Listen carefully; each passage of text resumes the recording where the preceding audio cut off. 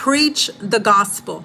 Here in Jonah 3, it says, now the word of the Lord came to Jonah the second time, saying, arise, go to Nineveh, that great city, and preach to it the message that I will tell you. So Jonah arose and went to Nineveh according to the word of the Lord. Now Nineveh was exceedingly great city, a 3-day journey in extent.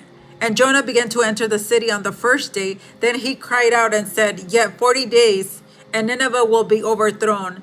So the people of Nineveh believed God, proclaimed a fast, and put on sackcloth from the greatest to the least of them. Then the word of the king of Nineveh, and he arose from his throne and laid aside his robe, covered himself in sackcloth and ashes, and he caused it to be proclaimed and published throughout Nineveh by the decree of the king of his nobles, saying, let neither man nor beast, herd nor flock taste anything. Do not let them eat or drink water, but let the man and beast be covered with sackcloth and cry mightily to God. Yes, let everyone turn from his evil way and from the violence that is in his hands. Who can tell if God will turn and relent and turn away from his fierce anger so that we may not perish? Then God saw their works, that they turned away from their evil ways, and God relented to bring disaster, and he said he would upon them, and he did not do it. Here, God tells Jonah, I need you to go preach to Nineveh. Jonah didn't want to go. There's a lot of people that say that they love Jesus, but they don't want to do what the Lord told them to do. They don't want to sacrifice.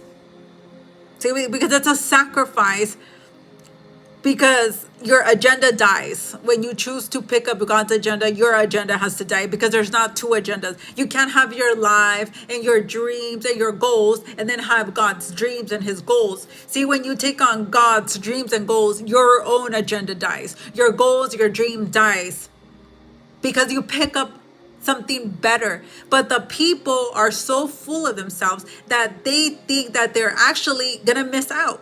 They think that they're gonna miss out if they don't do their own agenda.